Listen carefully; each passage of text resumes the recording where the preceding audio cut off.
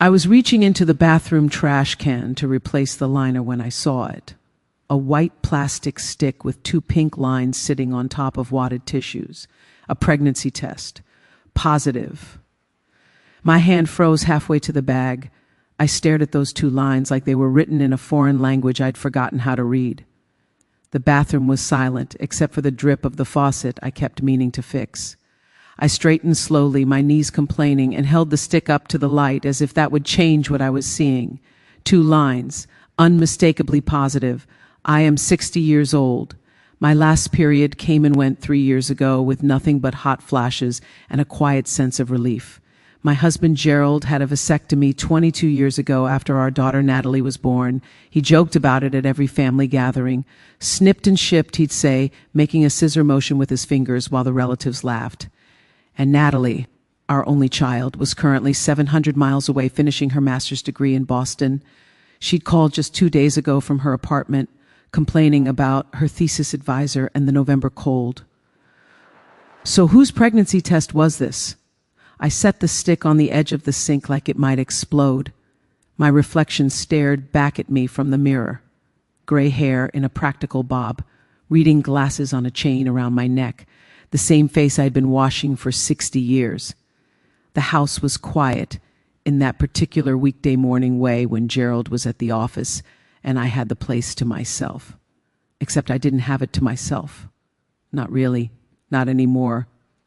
3 months ago, Gerald's nephew Brandon had moved into our guest room. Temporary, Gerald said, just until he gets back on his feet.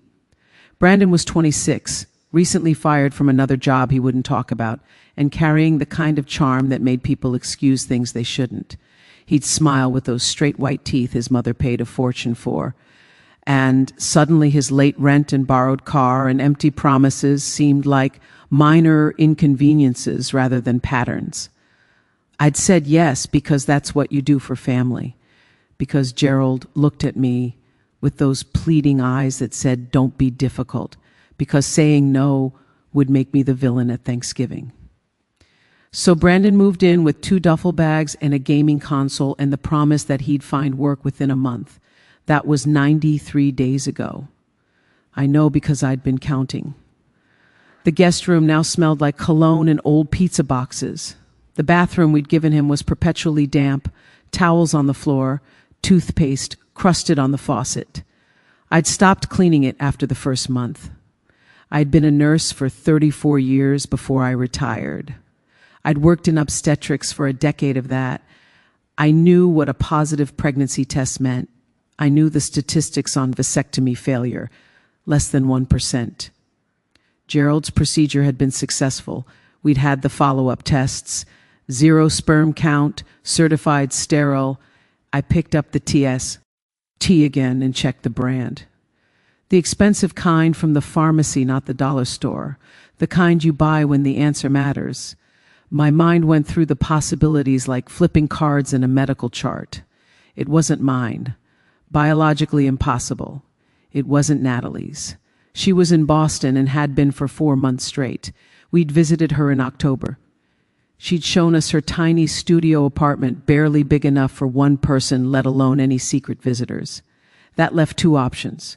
Either some stranger had broken into my house to take a pregnancy test in my trash can, or someone else was living here, someone I hadn't seen, someone Brandon had brought home. I walked down the hallway to the guest room and stood outside the closed door. I could hear nothing. Brandon worked odd hours when he worked at all. Some delivery app job that had him coming and going at strange times. I'd wake up at 2 a.m. to hear the front door click shut. I'd find energy drink cans in the recycling at dawn. I knocked, no answer.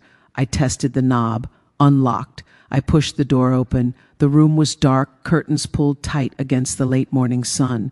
The bed was unmade, sheets twisted into a nest. Clothes covered the floor in archaeological layers.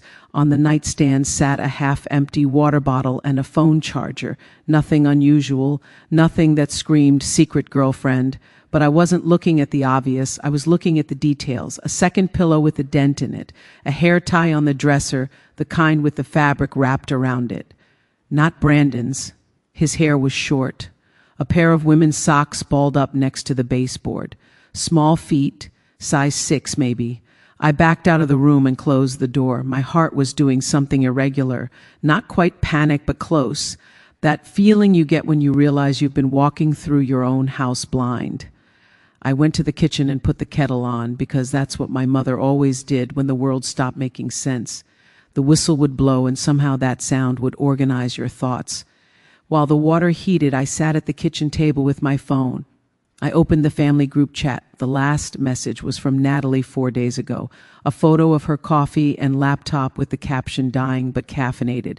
Before that, Gerald had sent a thumbs up emoji to something I'd written about dinner plans. Brandon never posted in the family chat. I scrolled back through weeks of mundane exchanges. Nothing suspicious. Nothing that said, "Your nephew is hiding a pregnant woman in your house." The kettle screamed. I poured the water over a chamomile tea bag and watched it bloom in the cup. Steam rose and fogged my glasses. I took them off and set them on the table. That's when I heard it. The front door opening. The particular shuffle of Brandon's sneakers on the hardwood. I didn't move. He walked past the kitchen doorway without looking in, earbuds in his ears, completely absorbed in his phone. 30 seconds later, I heard the guest room door close. I picked up my tea and sipped it slowly. It burned my tongue, but I kept drinking. By the time Gerald came home at 6:15, I had made a decision, not an emotional one, not a hasty one, a decision built on 34 years of nursing, of reading charts, of knowing when something was wrong, even when everyone insisted it was fine. Gerald dropped his briefcase by the door and loosened his tie. He kissed my cheek like he had every workday for 38 years. "Smells good," he said, meaning the roast chicken in the oven. I handed him a glass of red wine. "We need to talk," I said. His smile faltered. Those 4 words, every husband knows them. "What's wrong?" he asked. "Did something happen?" "I found a pregnancy test in the bathroom trash," I said. "Positive." His face went through a series of expressions. Confusion, then concern, then something like relief. "Honey, that's impossible," he said. "You know that." "It's not mine," I said. He blinked. "What?" "It's not Natalie's. It's not yours. It's not mine. So whose is it?" He set his wine glass down slowly like it had become fragile. "What are you saying, Celeste?" "I'm saying Brandon has had someone staying here, a woman, and she's pregnant." "That's impossible," he said again. That word, impossible. The same word doctors use right before they're proven wrong. Brandon lives alone in the guest room. He would have told us if he had a girlfriend. Would he? I asked. I pulled out my phone and showed him the photo I'd taken. The pregnancy test on the bathroom counter, the 2 pink lines clear as day. Then I swiped to the next photo, the hair tie, the small socks, the second pillow with the impression of a head that wasn't Brandon's. Gerald stared at the screen. His jaw worked like he was chewing words he couldn't swallow. "Maybe it's old," he tried, "from before he moved in." "I cleaned that bathroom top to bottom the day before he arrived," I said. "You know I did. You helped me carry the new towels in." We were both quiet. The oven timer beeped. I didn't move. "Gerald," I said, "there is a pregnant woman living in our house without our knowledge or permission. We need to find out who she is and what's happening." "He's family," Gerald said quietly. "We can't just accuse him. I'm not accusing. I'm observing. There's a difference." He picked up his wine and drank half of it in one swallow. "What do you want to do?" "I want to talk to Brandon now, tonight, before this goes any further." Gerald nodded slowly. He was a contract manager, used to negotiations and careful language. "But this wasn't a contract. This was our home. Our space, our boundaries that had been crossed without a word." "I'll get him," Gerald said. He walked down the hall and knocked on the guest room door. I heard muffled voices. A minute later, Brandon emerged, still in his delivery uniform, looking annoyed at being summoned. "What's up?" he said, not a question, more like an accusation.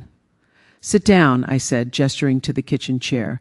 "We need to talk." Brandon slouched into the chair with the particular posture of someone who's had this conversation before, many times, with many people. His eyes went to the phone on the table, saw the photo of the pregnancy test still on the screen, and something flickered across his face. Not surprise, recognition. "You went through my stuff," he said.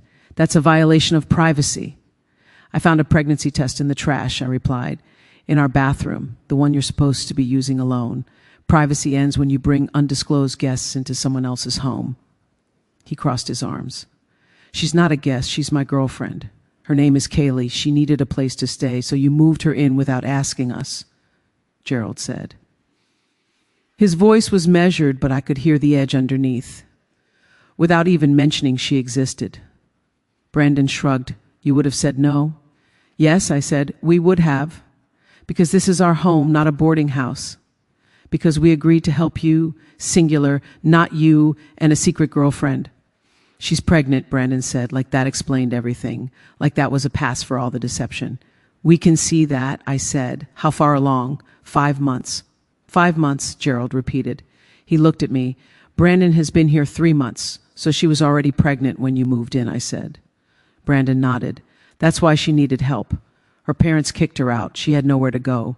"And you didn't think to mention this?" Gerald asked. "Not once in 93 days. "I knew you'd make it a big deal," Brandon said. "See, you're making it a big deal right now." "Because it is a big deal," I said. I kept my voice level. "A pregnant woman has been living in our house without our knowledge. We don't know her medical history. We don't know if she's getting prenatal care. We don't know anything about her except that she exists and she's going to have a baby in approximately 4 months." Brandon's expression shifted. Defensive now. "She's getting care. She has Medicaid. She goes to the clinic." "Good," I said. "That's something, but it doesn't change the fact that you lied to us. By omission, if nothing else." "We didn't lie," Brandon said. "We just didn't tell you." "That's called lying," Gerald said. His face was red now, the wine and the anger mixing. "You looked us in the eye every single day and pretended you were here alone." "Where is she now?" I asked. "At work," Brandon said. "She works nights at the warehouse off Route 9. Packing boxes." "She's 5 months pregnant, packing boxes in a warehouse," I said. "What time does she get home?" "Around 7 a.m., Brandon said. "She sleeps during the day mostly. That's why you never saw her, because we arranged it that way. The premeditation of it struck me. The planning, the careful choreography to keep us in the dark in our own home. This wasn't an accident or a moment of weakness. This was a sustained deception." "How long were you planning to keep this up?" I asked. "Until when?" "Until we figured it out ourselves. Until the baby was born." Brah. And Don looked at the table. "We were saving money, trying to get our own place. Kaylee's been putting aside everything she can. We just needed more time. Time we would have considered giving you if you'd been honest," Gerald said. "But you weren't, so now we're here." "What do you want us to do?" Brandon asked. He was getting that edge in his voice, the one that came right before. He played the victim card. "Kick out a pregnant woman. Make her homeless." "Is that what you want?" "I want honesty," I said. "I want respect. I want to not feel like a stranger in my own house." "You have until Kaylee gets home tomorrow morning to bring her to this kitchen table. We're going to have a conversation, all of us. And then we'll decide what happens next." Brandon stood up. His chair scraped against the floor. "This is unbelievable," he said. "We haven't done anything wrong. You've been lying for 3 months," Gerald said. "In our home, that we opened to you out of kindness. That's something wrong." Brandon walked out. The guest room door slammed. Gerald and I sat in the thick silence. The chicken was dry by now. I turned off the oven and left the pan inside. Neither of us was hungry. "Do you want to call your sister?" I asked. "Let her know what her son has been up to." "Not tonight," Gerald said. He rubbed his face with both hands. "Let's meet this girl first, see what we're actually dealing with." I nodded. I took the pregnancy test from the counter and dropped it in the trash. Then I pulled the bag out, tied it, and took it to the bin outside. The night air was cold and clear. Stars were out. Somewhere in this quiet neighborhood, a baby was crying. I stood on the porch and listened to it. That sound that means need and hunger and helplessness. In 4 months, there would be another baby. here, in my house, unless something changed. I went back inside and locked the door behind me.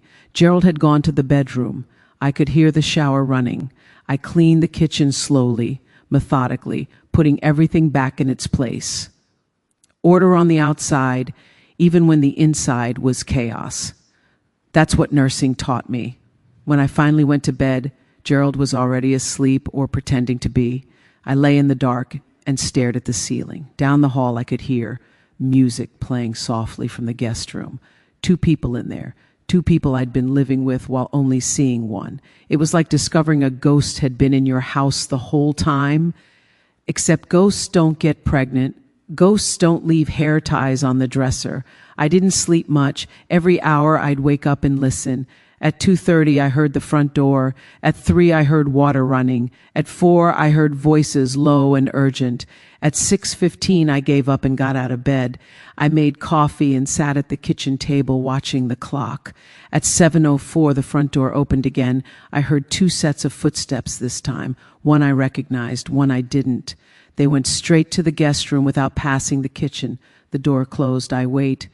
At 9 o'clock I walked down the hall and knocked.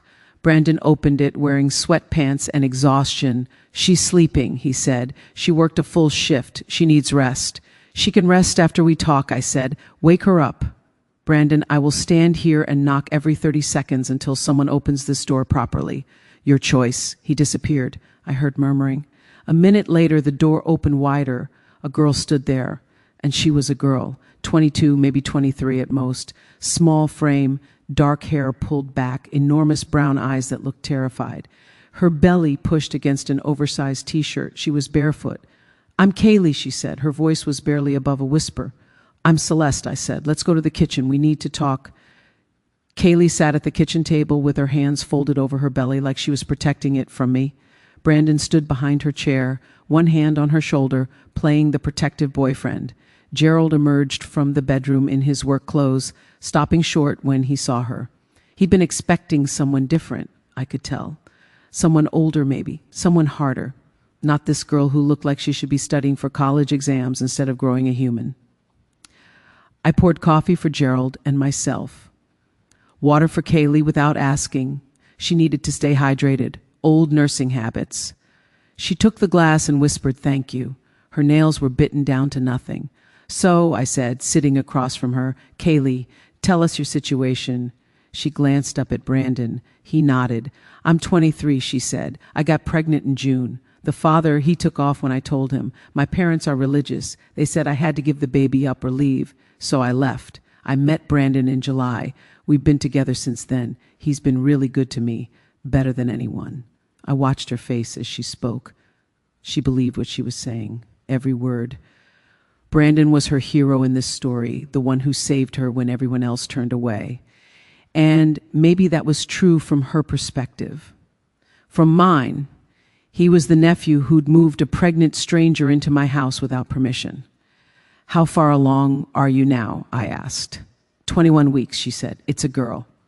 "Congratulations," Gerald said automatically. Then he looked uncomfortable, like he wasn't sure that was the right response. "Thank you," Kaylee said. She almost smiled. "Have you been getting regular prenatal care?" I asked. She nodded. "Every month at the county clinic. They've been really nice. Everything's okay so far. Do you have family besides your parents?" Gerald asked. "Anyone who knows where you are?" "An older brother in Texas," Kaylee said. "He doesn't talk to our parents anymore either. He sends me money sometimes. $50 here and there. It helps." "And you're working at the warehouse," I said. "Night shift. Packing boxes. Is that safe for the baby?" "They said it's fine as long as I don't lift anything over 20 pounds, Kaylee said. "I mostly just scan and sort. It's not hard, just boring, long. I get 30-minute breaks. I usually sleep in my car." Brandon brought a pillow for me. Gerald's expression darkened. "You sleep in your car on breaks because you're working 10-hour shifts while pregnant." Kaylee nodded like this was completely normal. "I need the hours. They're letting me work as long as I can, maybe until month 8 if everything stays okay. The manager said his wife worked until her water broke, so he doesn't mind." "How much are you saving?" I asked. She looked at Brandon again. He answered for her. About 1,800 so far. We need first month, last month, and deposit. That's like 5,000 for anything decent. We're trying. 1,800 in 3 months, I said. That's good. That's disciplined. Kaylee's face brightened a little. I don't spend anything, she said. Brandon gets me food. I just save everything. Every single check. What's your plan for after the baby's born? Gerald asked. Are you going back to work? Who's watching the baby? Brandon has his delivery job, Kaylee said. He can make his own schedule mostly. So he'll watch her while I work. Then I'll watch her while he works. We'll trade off. And medical care for the baby? I asked. Medicaid covers it, Brandon said. We looked into it. She'll be covered for a year automatically. After that, we'll figure it out. Figure it out, Gerald repeated. He set his coffee cup down harder than necessary. That's your plan for a human life. Figure it out. We're doing our best, Brandon said. His jaw was tight. Not everyone has it all worked out like you guys. Some of us have to struggle.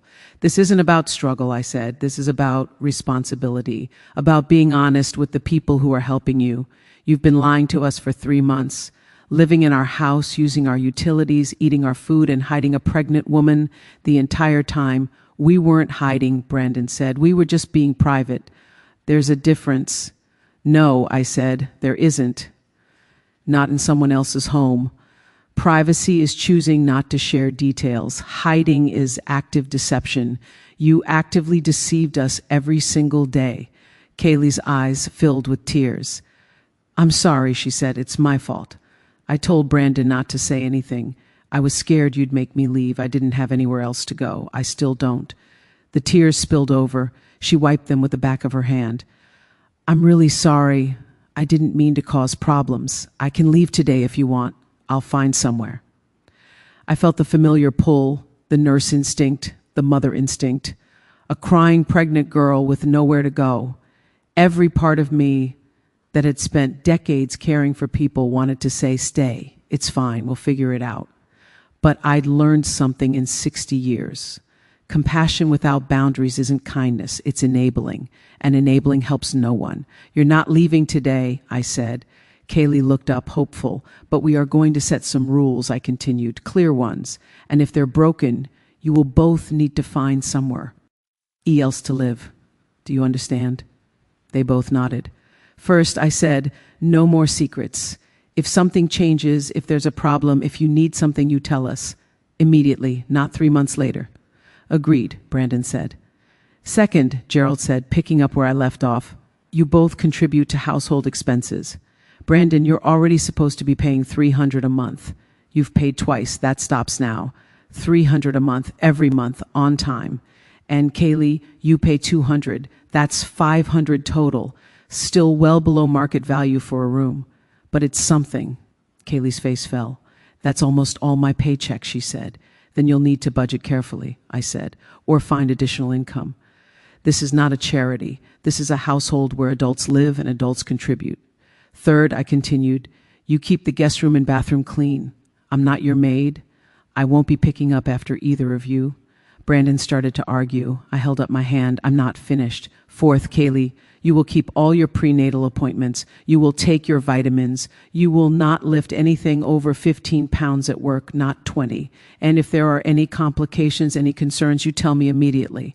I was a labor and delivery nurse for 10 years. I know what to watch for. Her eyes widened. You were. I nodded, which is why I'm going to be monitoring this situation closely. You're carrying a baby in my house. That baby's health is now partially my responsibility, whether I asked for it or not. Fifth, Gerald said, you start looking for your own place seriously, not casually, seriously. You apply for assistance programs. You look into subsidized housing. You save every penny you can. We're not kicking you out, but this is temporary. You need a plan for when the baby comes. Kaylee nodded, tears still on her cheeks, but listening now. Sixth and finally, I said, you both apologize, really apologize. Not sorry you're upset, not sorry you found out, actually sorry for lying, for disrespecting us, for taking advantage of our kindness. Brandon's jaw worked. Kaylee looked at her hands. The kitchen clock ticked. I'm sorry, Kaylee said finally, really, truly sorry.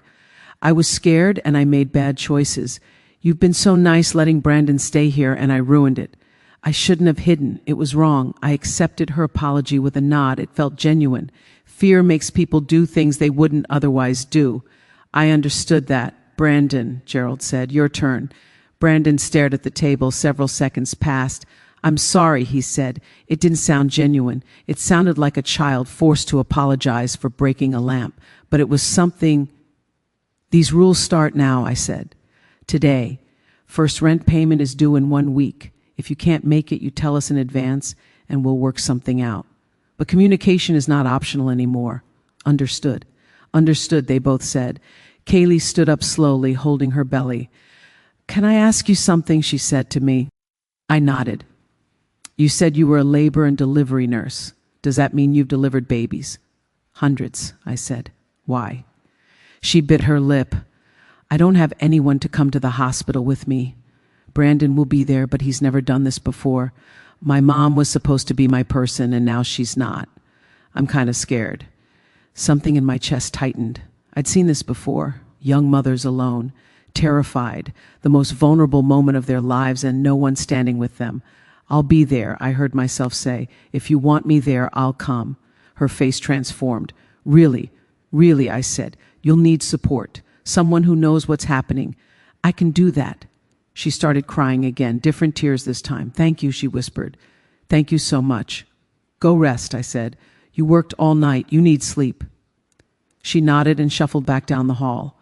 Brandon followed her. The guest room door closed. Gerald and I sat in the silence. That was kind of you, he said, the hospital part. It was practical, I said. She needs someone who knows what they're doing. And I meant what I said. That baby is in our house now.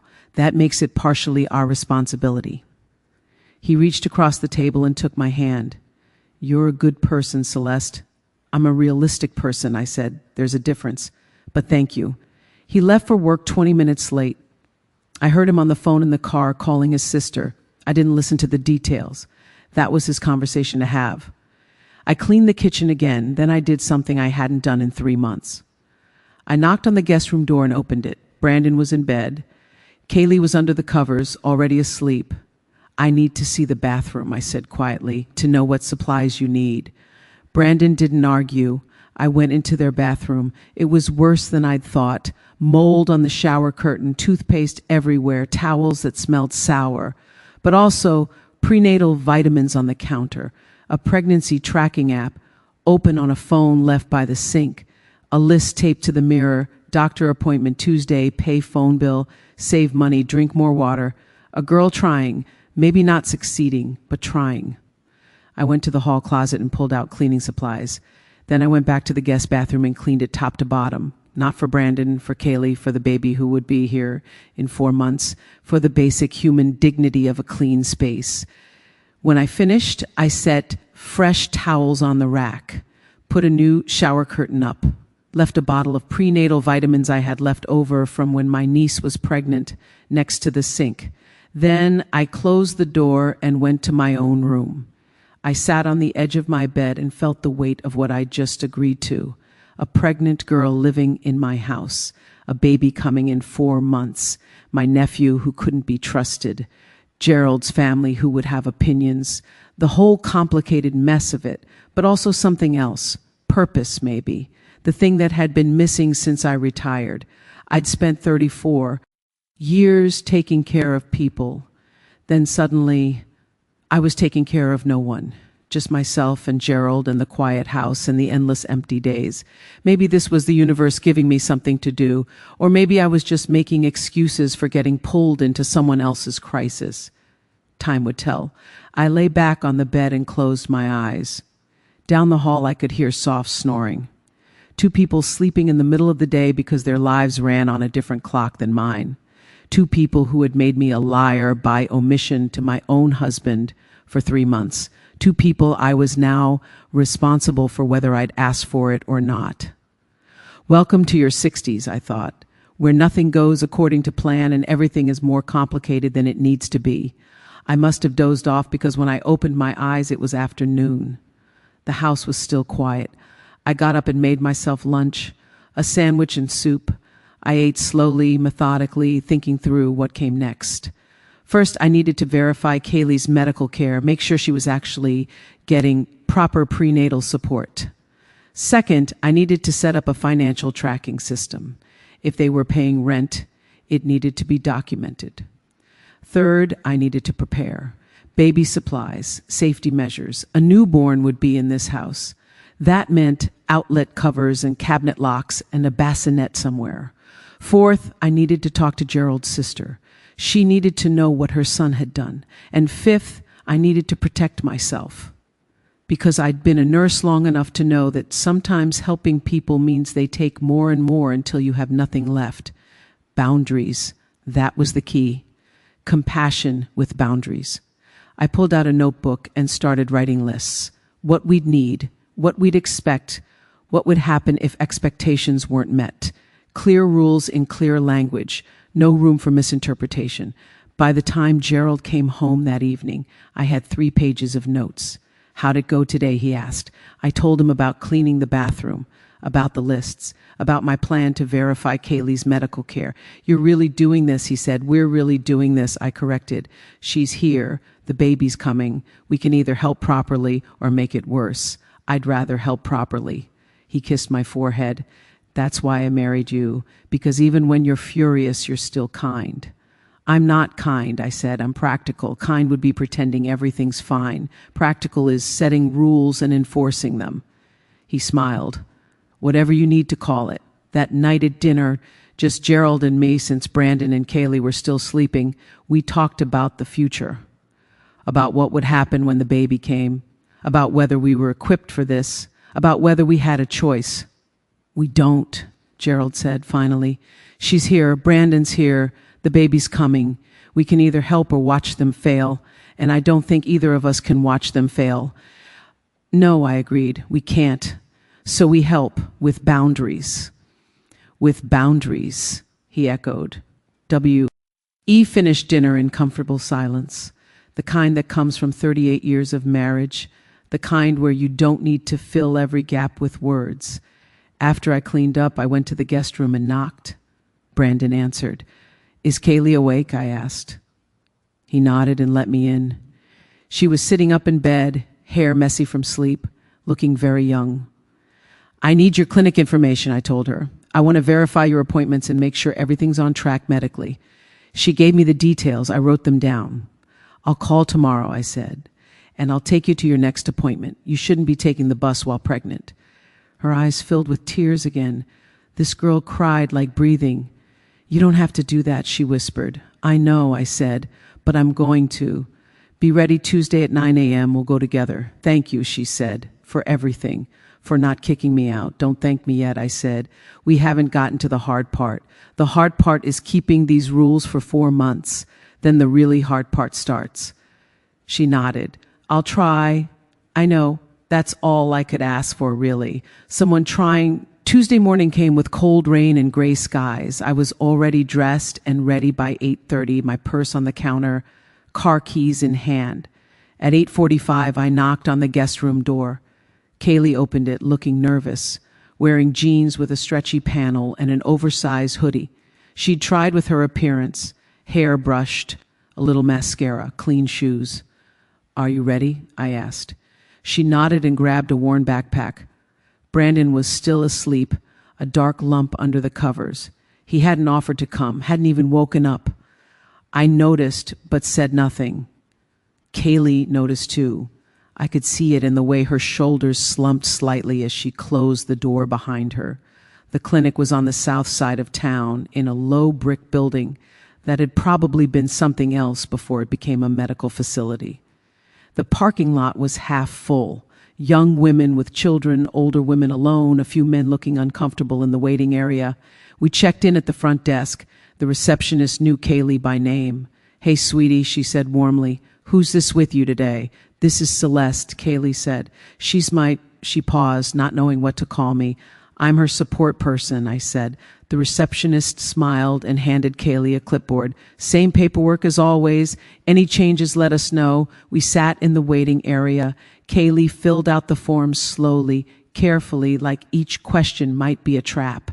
I watched the other women, tired faces, worried faces, a teenager who couldn't have been more than 16 holding a baby on her hip while rubbing her own swollen belly. This was not the obstetrics practice where I'd worked. That had been in a hospital with private rooms and insurance that covered everything. This was the safety net, the place people landed when they had nowhere else to go. Kaylee Martin, a nurse called from the doorway. Kaylee stood. I St. Wood with her. You can come back too if you want, the nurse said to me. I followed them down a narrow hallway to a small exam room. The nurse took Kaylee's blood pressure, weight, and temperature. Everything looks good, she said. Dr. Bennett will be right in. She left. Kaylee sat on the exam table, swinging her legs like a child. Are you nervous? I asked. A little, she said. They're going to do an ultrasound today to check her size and everything. That's routine, I said. It's good. You'll get to see her. I've seen her twice already, Kaylee said. Her face softened. She sucks her thumb. In the ultrasound, you can see it. She sucks her thumb just like I did when I was little. My mom used to tell me that. Before. Her voice trailed off. Before she kicked you out, I finished gently. Kaylee nodded. She wanted me to give the baby up for adoption. She had it all arranged. A family from her church. Nice people, probably. But I couldn't. I know it's stupid. I have nothing, no money, no place, no plan. But I couldn't give her away. It's not stupid, I said. It's your choice. That's what choice means, making it even when it's hard. She looked at me with those enormous brown eyes. Do you think I'm making a mistake? Keeping her. I think you're making a choice, I said. Whether it's a mistake depends on what you do next. If you work hard, get stable, build a life for her, then it's not a mistake. If you give up or depend on other people to do it for you, then maybe it is. But you're the only one who determines that, not your mother, not Brandon, you. She absorbed this. Before she could respond, the door opened. Dr. Bennett walked in, a woman in her 50s with gray streaks in her black hair and the efficient manner of someone who'd seen everything twice. Good morning, Kaylee, she said. Then she looked at me. I'm Celeste, I said. I'm a retired labor and delivery nurse. I'm here as support. Dr. Bennett's expression warmed. Wonderful. We can always use experienced support.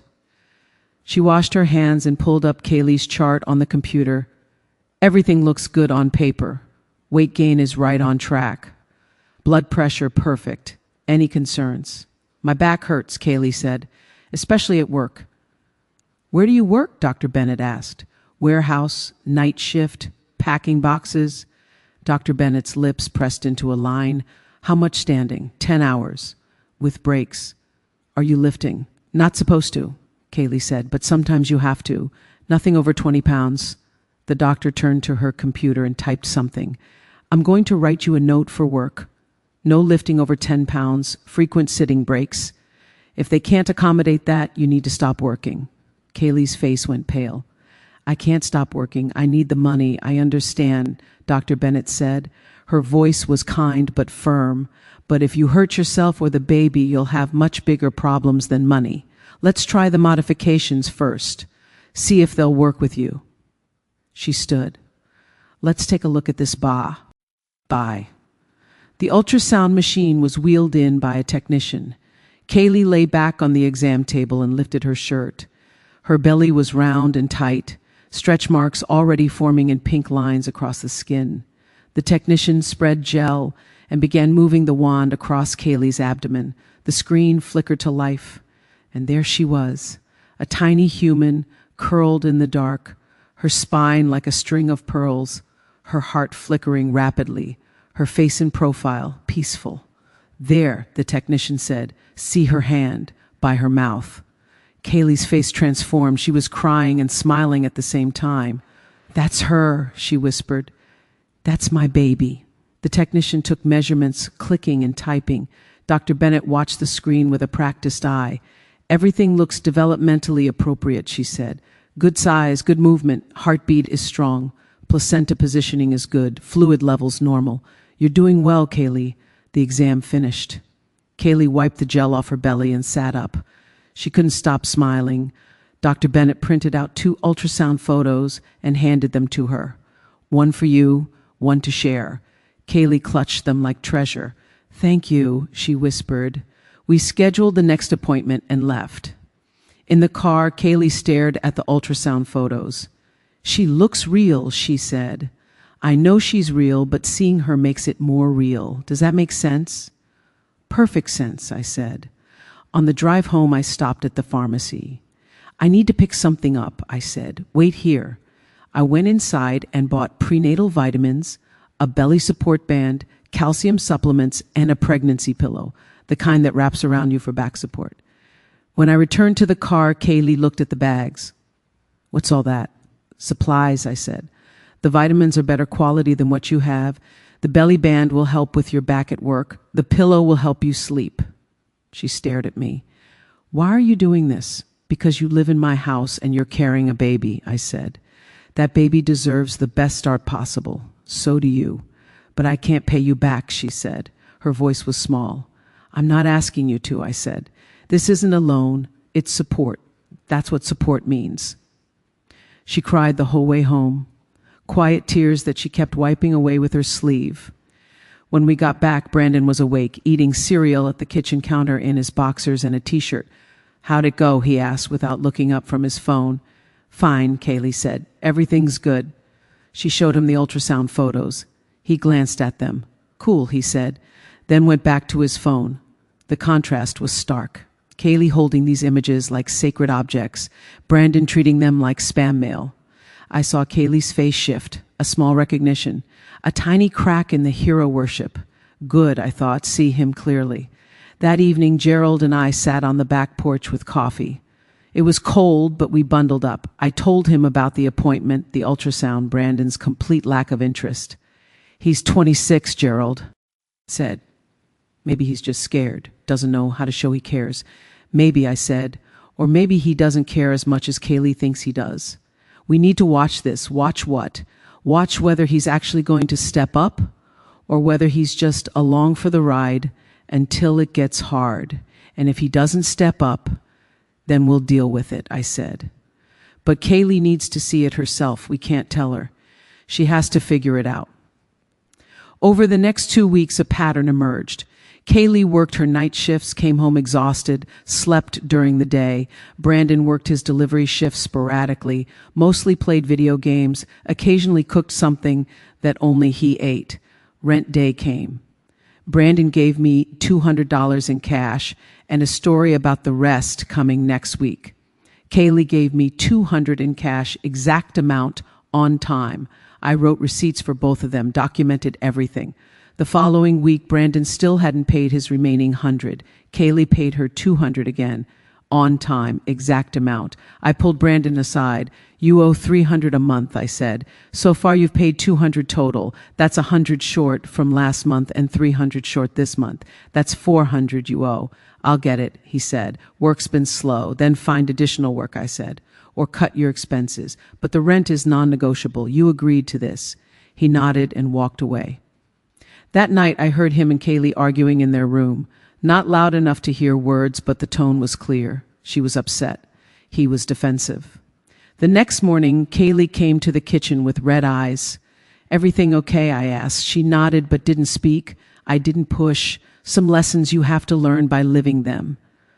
A week later, Kaylee came to me with an envelope. There's $400 in here, she said, for Brandon's back rent. I can't accept this, I said. It's his debt. He's been helping me, she said. He let me move in with him. It's the least I can do. Kaylee, I said gently, he's not helping you out of kindness. You're paying his rent. You understand that, right? She looked at the floor. He's under a lot of stress. I pushed the envelope back toward her. I'm not taking his rent money from you. He's an adult. He pays his own debts or he faces the consequences. What consequences? She asked. She looked scared. Are you going to make him leave? Not yet, I said, but I'm going to have a conversation with him and with Gerald. This can't continue. That evening when Brandon got home from whatever he'd been doing, Gerald and I were waiting in the living room. Sit down, Gerald said. We need to talk. Brandon sat. His default expression was annoyed, but underneath I saw worry. You're $400 behind on rent, I said. Kaylee tried to pay it for you. We refused. Yeah, because you want to kick me out, Brandon said. You're looking for a reason. We're looking for responsibility, Gerald said. You agreed to $300 a month. That was the deal. A deal you haven't kept. Kaylee, who makes less money than you, has paid every penny on time. You haven't. I'll pay, Brandon said. I told you I'll pay. When, I asked, give me a specific date. He shifted in his seat. Next week. I get paid Friday. I'll give you $200. That still leaves $200 owed, Gerald said. And then rent for this month is due again in 5 days. So you'll owe $500 total by Monday. This is adding up, Brandon. I know, he snapped. I get it. I'm behind. Stop lecturing me. We're not lecturing, I said. We're stating facts. You owe money. You made commitments. You're not keeping them. Meanwhile, Kaylee is working 10-hour shifts while pregnant and paying for both of you. She shouldn't have to do that, Brandon muttered. I didn't ask her to, but you accepted it, Gerald said. That's the same as asking. Look, Brandon said, his voice rising, I'm doing my best. Not everyone is perfect like you guys. Some of us struggle. This isn't about perfection, I said. It's about effort. Kaylee is visibly, measurably trying. You're visibly, measurably not, and that's a problem. What do you want me to do? He asked. Wave a magic wand and make money appear. I want you to work full time, I said. 40 hours a week minimum. I want you to stop playing video games for 6 hours a day. I want you to contribute to this household the way you promised you would. And I want you to start thinking about the fact that in 3 months, you're going to be a father. A father, I repeated. That means responsibility. That means showing up. That means putting someone else's needs ahead of your own. Can you do that? He stared at me. His jaw was tight. The room was silent except for the clock. Finally, he stood up.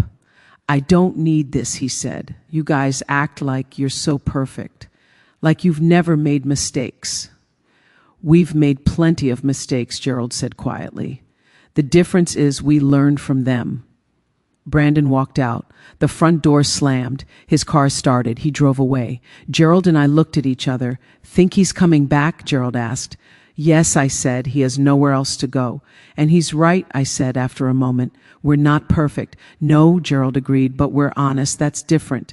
An hour later, Brandon's car pulled back into the driveway. He came inside without a word and went straight to the guest room. The door closed. I heard low voices.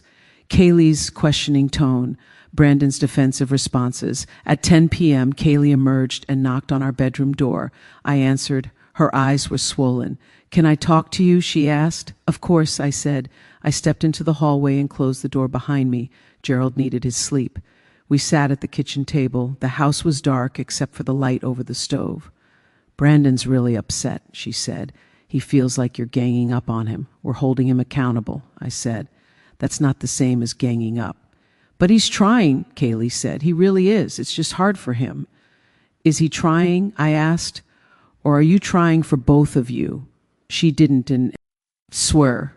Kaylee, I said gently, how much of your paycheck goes to covering his expenses? She looked at her hands. Most of it. This week, all of it. So you're working 10-hour night shifts while 6 months pregnant, destroying your back, saving nothing, and paying for a grown man who plays video games all day. When you say it like that, it sounds bad, she whispered. I'm saying it like it is, I replied. You're enabling him, and he's letting you. That's not a partnership. That's not what a father does.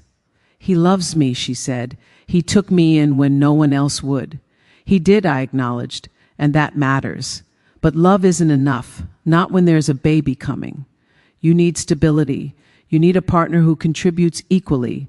Right now you have a dependent, a grown dependent who should know better. She was crying again. I don't know what to do. You keep your money, I said, all of it. You save every penny. You stop paying his debts. You let him face the natural consequences of his choices. But he'll be mad at me. Maybe, I said, but better he's mad now than you're homeless in 3 months with a newborn. She wiped her eyes with her sleeve. Will you really make him leave if he doesn't pay? Yes, I said. Not because I want to, because boundaries matter, because you and that baby deserve better. She nodded slowly. Okay, she whispered. Okay, I'll keep my money. We'll see what happens. We sat together in the quiet kitchen for a few more minutes. Then she went back to the guest room. I stayed at the table thinking about patterns, about how people repeat what they know, about how hard it is to break cycles when you're inside them, about how sometimes the kindest thing you can do is let someone fail so they learn to stand. I hoped Brandon would learn, but I wasn't counting on it. What I was counting on was Kaylee. She had something he didn't. She was fighting for someone other than herself. That made all the difference. The next Friday came and went. Brandon didn't pay. He avoided eye contact, stayed in his room when we were around, left the house when Kaylee was home. The tension was thick enough to cut. Kaylee paid her $200 on time. She handed it to me in the kitchen while Brandon was in the shower. She didn't say anything, but her eyes said everything. She was done covering for him. Good, I thought. Growth hurts, but it's necessary. That weekend, Gerald's sister, Diane, called. She'd finally heard about the situation, third hand through family gossip, and she was furious. "How could you not tell me?" she shouted into the phone. "He's my son." Gerald took the call in the garage. I could hear his patient explanations through the door. When he came back inside, his face was tight. "She's blaming us," he said. "Says we're being too hard on him, expecting too much, that we should just let him stay rent-free until he gets on his feet." "And what did you say?" I asked. I said, "No." I said, "Her son is 26 years old with a baby on the way, and it's time he learned what responsibility looks like." And she said, "We're heartless." She hung up on me. I touched his arm. "You did the right thing." "I know," he said, "but it doesn't feel good." "It never does," I replied. That night, Brandon came out of his room around 8. He'd clearly been working up to this. His jaw was set, his shoulders back. "I need to talk to you both," he said. We were watching television. Gerald muted it. "We're listening." "I'm moving out," Brandon said. "This isn't working. You guys are making everything harder than it needs to be." "My mom said I can come stay with her." "When?" Gerald asked. "Tomorrow. She's driving down to help me pack." "And Kaylee?" I asked. "What about her?" "She can come if she wants," Brandon said. But his tone said he hoped she wouldn't. "We'll figure something out." Gerald and I exchanged a look. "All right," Gerald said, "if that's your decision." "It is," Brandon said. He was expecting a fight. When he didn't get one, he looked confused. "That's it?" he asked. "You're just letting me go. You're an adult," I said. "You make your own choices. We're not holding you hostage. But you owe us $600 in back rent." "I'll pay you when I can," he said. "We want it in writing," Gerald said. "A payment plan, signed, or we'll take you to small claims court." Brandon's face flushed. "You'd actually do that? To family? To enforce a debt you agreed to?" "Yes," Gerald said. "Absolutely fine," Brandon snapped. "I'll sign whatever." He stormed back to his room. We heard muffled conversation, Kaylee's voice rising in question, Brandon's voice rising in anger, then silence. At 9 o'clock, Kaylee came out. Her face was blotchy and swollen. She'd been crying for a while. "He's really leaving," she said. It wasn't a question. "Yes," I said. "He told you. He said I should come with him to his mom's house, 3 hours away." "What did you say?" I asked. I said no. She sat down heavily at the kitchen table. Her hands went to her belly automatically, protective. "I can't leave. I have my job, my doctor, everything's here, and his mom doesn't even know me. What if she doesn't want me there? What if it's worse than here?" "You're welcome to stay," I said, "with or without Brandon." "Really?" she asked. Her eyes were wide. "You'd let me stay?" "Under the same rules as before," Gerald said. "Rent, cleanliness, prenatal care, saving money." "Yes, but Brandon's not welcome back unless he pays what he owes and proves he's changed." Kaylee nodded slowly. "I want to stay," she said, "if you'll have me." "Then it's settled," I said. "You stay." He goes. She started crying again. These were different tears, relief maybe, or grief, probably both. "I'm sorry," she said, "for all of this, for the lying and the drama and everything. I know you didn't ask for any of this." "No," I said, "we didn't. But you're here now, and we're going to help you." "Not him. You." She wiped her face. "Why? Why are you being so nice to me?" "I'm not being nice," I said. "I'm being practical. You're working hard. You're trying. You're going to be a mother. Hat baby deserves stability. So do you. Brandon's choosing to leave. You're choosing to stay and do the work. That's the difference." The next morning, Diane arrived in a silver SUV, her face pinched with disapproval. She didn't come inside, just honked from the driveway. Brandon packed quickly, throwing clothes into trash bags. He didn't take much. Most of what was in that room belonged to Kaylee anyway. When he was done, he stood in the hallway with his bags. Kaylee stood a few feet away, arms wrapped around herself. "You're really not coming," he said. "I can't," she whispered. "I have to stay. I have to finish this." He shook his head. "You're choosing them over me. I'm choosing stability," she said. Her voice was stronger than I'd heard it. "For the baby, for me. Your mom doesn't want me there anyway. We both know that." Brandon looked like he wanted to argue but couldn't find the words. Finally, he just turned and walked out. The door closed behind him. Through the window, we watched him throw his bags in his mother's SUV. Diane glared at the house like we'd personally wronged her. Then they drove away. The silence after was profound. Kaylee stood in the hallway staring at the closed door. "You okay?" I asked. "I don't know," she said. "I think so. Maybe." She turned to look at me. "What do I do now?" "Now," I said, "you live. You work. You save. You prepare. You become the parent your baby needs." She nodded. "Can I still stay in the guest room?" "Of course," I said. "It's yours now. Just yours. You can spread out, make it comfortable. Do you need help?" She shook her head. "I'll be okay. I'm going to rest for a bit." She disappeared into the room. Gerald and I stood in the quiet house. "Well," he said, "that happened." "Yes," I agreed. "Think we did the right thing?" "Absolutely," I said. "He wasn't going to change. Not here. Not with us enabling him. Maybe being at his mother's will help. Maybe being away from Kaylee will make him realize what he lost. Or maybe he'll stay exactly the same," Gerald said. "Probably," I agreed, "but that's not our problem anymore." Over the next month, Kaylee transformed. Without Brandon draining her paycheck, she started saving real money. She picked up extra hours when she could. She bought a used bassinet from a thrift store, baby clothes from clearance racks, diapers when they were on sale. She converted the guest room into something that looked like a home.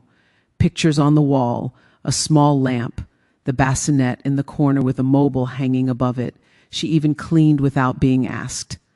I'd come home from grocery shopping to find the kitchen spotless, dishes done, floors swept. I never asked her to do it. She just did it. "Thank you for letting me stay," she'd say. "I want to help." "You are helping," I'd tell her. "You're helping yourself. That's what matters." Brandon called twice in the first week. Both times Kaylee let it go to voicemail. Then he stopped calling. His mother called Gerald once to yell about how we'd ruined her son's life. Gerald listened lightly, then said, "Your son ruined his own opportunities by not keeping his commitments," and hung up. We didn't hear from them again. Thanksgiving came. Gerald and I had planned to go to his brother's house, but Kaylee would be working. "You shouldn't be alone on Thanksgiving," I said, "especially not pregnant." "It's okay," she said. "I've had worse Thanksgivings. I'm used to it." That settled it. We stayed home. I cooked a full meal, turkey and all the sides, and we ate at noon before Kaylee had to leave for her shift. She cried when she saw the table. "I've never had anyone do this for me," she said. "Make a holiday for me. We're doing it for all of us," Gerald said, "but mostly for you and for her." He pointed at Kaylee's belly. "She's part of this family now, whether she's born yet or not." Kaylee hugged us both. It was awkward and sweet. When she left for work, she took a plate of leftovers with her. Gerald and I cleaned up together. "This is better than his brother's house anyway," I said. "Less drama." "Much less," he agreed. "I think we're doing okay." "I think so too." December arrived with cold wind and early darkness. Kaylee was 7 months along now, visibly pregnant, moving slower. Work was getting harder. She came home exhausted, her feet swollen, her back aching. The doctor had reduced her hours and her lifting restrictions even further. Her paycheck shrank. I could see the worry on her face, even though she tried to hide it. One evening she came to me with her notebook. She'd been tracking every penny. "I have $2,800 saved," she said. "That's amazing," I told her. "That's so good." "It's not enough," she said. "First month, last month deposit, that's $4,500 minimum for anything decent, and I'll need to stop working soon. The doctor says maybe 6 more weeks at most. What if I can't save enough? What if I can't find a place?" "Then you stay here," I said, "as long as you need to. We'll figure it out. But what about after the baby comes? She asked. I can't afford to pay you rent and childcare. I won't have income. You'll have some income, I said. Disability pays something. And there are assistance programs. We'll apply for all of them. And you'll stay here until you're truly ready to leave, not before. She looked at me with those enormous eyes. Why are you doing this? You don't even know me. I know you well enough, I said. I know you work hard. I know you love your baby. I know you're trying to build something from nothing. That's enough for me. But I'll owe you so much, she said. Her voice cracked. I'll never be able to pay you back. I'm not keeping a ledger, I said. This isn't a loan, it's support. When you're stable and strong, you'll do the same for someone else. That's how you pay it back. Not to me, to the next person who needs it. She hugged me then, actually hugged me tight. Thank you, she whispered. Thank you for seeing me. I see you, I said. I see exactly who you are. That night, I lay in bed thinking about the strange path life takes. 4 months ago, I'd found a pregnancy test in my trash, and my world turned upside down. Now I was preparing for a baby that wasn't mine, wasn't my daughter's, wasn't even my nephew's really since he'd abandoned ship. I was preparing because it was the right thing to do, because that baby deserved a chance, because Kaylee deserves support, because sometimes family isn't who you're born to. Sometimes it's who shows up. Christmas came quietly. Kaylee worked Christmas Eve but had Christmas Day off. She woke up to find presents under the tree, small things, practical things, a diaper bag, baby blankets, a gift card to the children's store, prenatal vitamins, a journal for tracking feedings and sleep. She opened each one slowly, crying through all of them. This is too much, she kept saying. It's exactly enough, I kept replying. Gerald gave her an envelope. Inside was a check for $500. For the baby fund, he said, to help with the security deposit when you're ready. She sobbed. We had ham and mashed potatoes. We watched old movies. We were a strange little family, but we were family nonetheless. In January, Kaylee turned 24. Her birthday came and went with little fanfare. She didn't mention it. I only knew because I'd seen her birth date on medical forms. I baked a cake, nothing fancy, yellow cake with chocolate frosting. When she came home from work, it was sitting on the counter with candles lit. Happy birthday, we said. She stared at it like we'd performed magic. You remembered, she whispered. Of course we remembered, I said. Birthdays matter, especially this one, your last birthday before you're someone's mom. She blew out the candles. We ate cake at 2 a.m. because that's when she got home. Strange hours for strange times. In February, at 35 weeks, Kaylee's doctor told her she needed to stop working. The back pain was too severe, the swelling too concerning. She needed bed rest as much as possible. Kaylee came home and cried for an hour. I can't stop working, she said. I need the money. I need every penny. You have $3,000 saved, I reminded her. That's incredible. And you'll have disability income. It won't be much, but it's something. But I wanted $5,000, she said. I wanted to be ready. You are ready, I said. Maybe not financially perfect, but ready in the ways that matter. You have prenatal care. You have a place to live. You have support. You have supplies. That baby will be fine. We'll make sure of it. What if I'm a bad mom, she whispered. What if I don't know what to do? What if I mess her up? Then you'll be like every other mother in history, I said, terrified and trying. That's all anyone can do. The trying is what matters. She nodded, but I could see the fear. It was real and deep. I remembered that fear from when Natalie was born. The overwhelming responsibility, the certainty that you'd break this fragile human. Everyone feels it, I told her, every single mother, and somehow we all survive. So will you. The last month moved slowly and quickly at the same time. Kaylee nested, cleaned, organized, reorganized, washed baby clothes and folded them into tiny, perfect squares. Set up the bassinet 3 different ways before settling on one. Packed and repacked her hospital bag. I went to the store and bought supplies, the things people forget, extra blankets, receiving blankets, burp cloths, diaper cream, a thermometer, infant Tylenol for later, a nasal aspirator. I set them all in a basket in her room. You'll need these, I said, trust me. Her due date was March 15th. On March 10th at 3 a.m, I woke to knocking on my bedroom door. Celeste? Kaylee's voice was tight. I think something's happening. I was up immediately. What kind of something? Contractions, I think. Since midnight. They're getting closer. I called Gerald awake. Get dressed. We're going to the hospital. He stumbled out of bed. Now, I confirmed. Kaylee was in early labor, breathing through contractions in the hallway. I grabbed her hospital bag, my purse, my phone. We loaded into the car. Gerald drove. I sat in the back with Kaylee, timing contractions 5 minutes apart, consistent, strong. This is really happening, she said. She sounded terrified. This is really happening, I agreed, and you're going to be fine. We got to the hospital at 4 a.m. They admitted her immediately, 7 centimeters dilated, moving fast, too fast for an epidural. You're going to do this natural, the nurse said. You're tough. You can handle it. Kaylee gripped my hand. Don't leave, she begged. I won't. I promised. I'm right here. Gerald waited in the family area. I stayed with Kaylee, coached her breathing, wiped her face, held her hand while she squeezed hard enough to bruise, told her she was strong, she was doing it, she was almost there. At 6:23 a.m. on March 10th, a baby girl was born. 6 pounds, 4 ounces, 19 inches long. Perfect.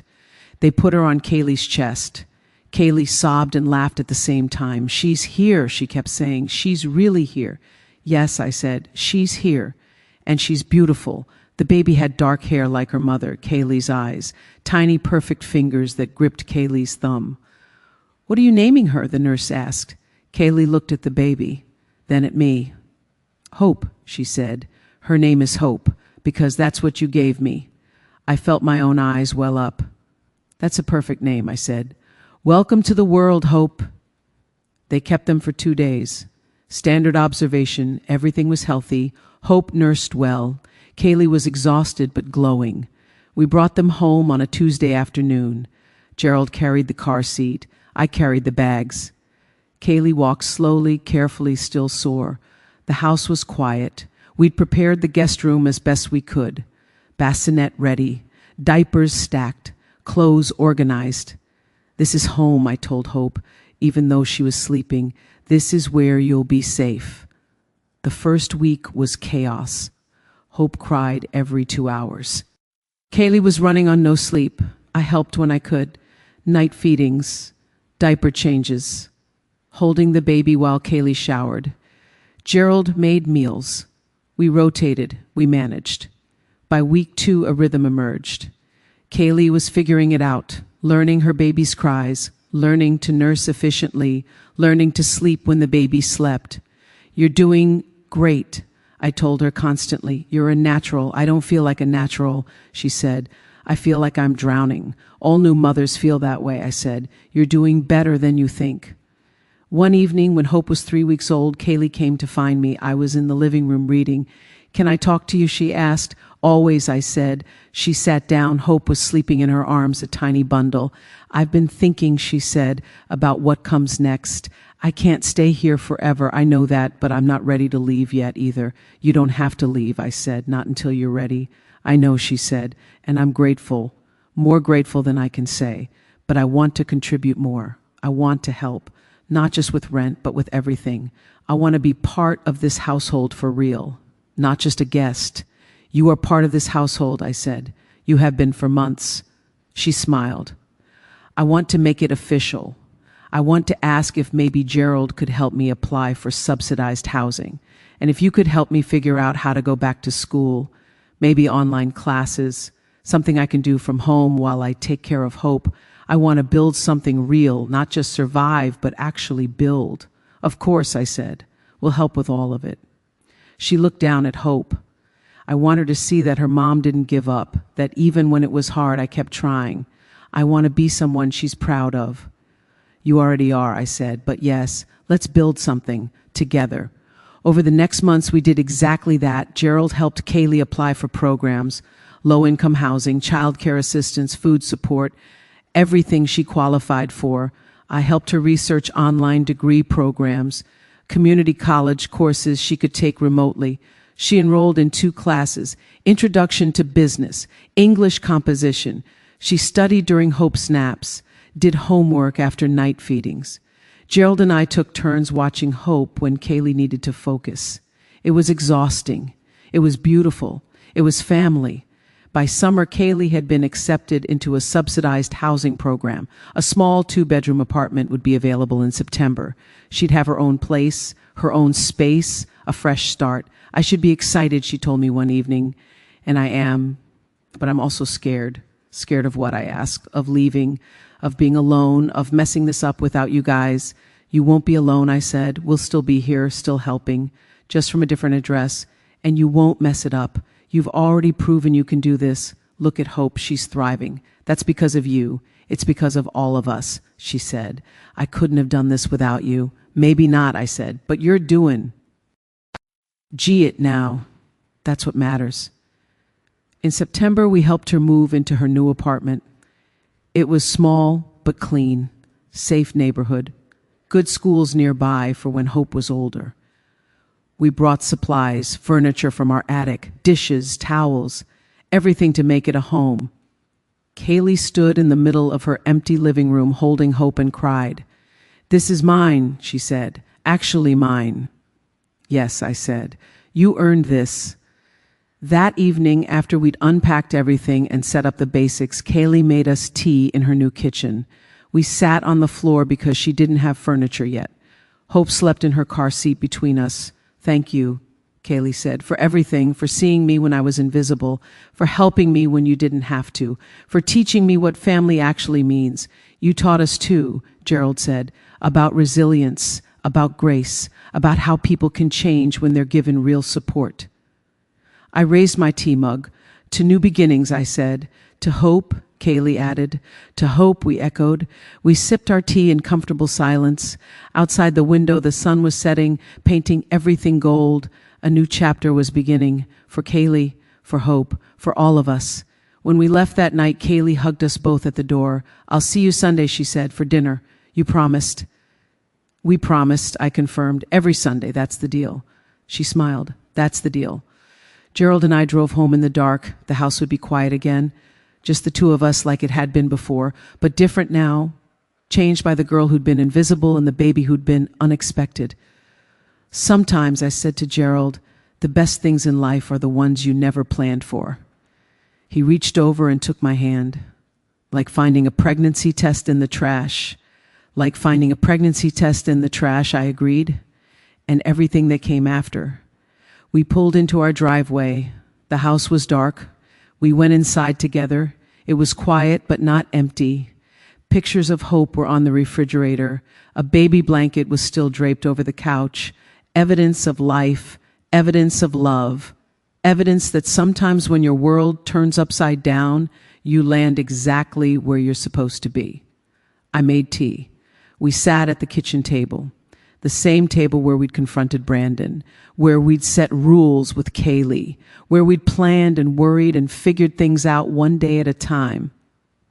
This table had seen it all, and now it was just ours again, but not really, because every Sunday, Kaylee and Hope would be back, filling the space with noise and life and the beautiful chaos of family. Gerald raised his mug. "To us," he said, "for doing the hard thing, for setting boundaries, for helping without enabling." I raised my mug. "To us," I agreed, "and to them, to second chances and new beginnings." We drank our tea. Outside the window, the moon was rising. Inside our home was quiet and clean and ready, ready for Sunday dinners, ready for holidays, ready for watching Hope grow, ready for whatever came next, because that's what family does, shows up, tries, loves even when it's complicated, even when it's hard, even when it starts with a pregnancy test in the trash and 2 pink lines that change everything. I finished my tea and rinsed the cup. Gerald turned off the lights. We went to bed, and tomorrow would come with its own challenges and joys. But tonight we'd done enough. We'd built something from nothing, turned strangers into family, given a girl and her baby a chance. That was enough. That was everything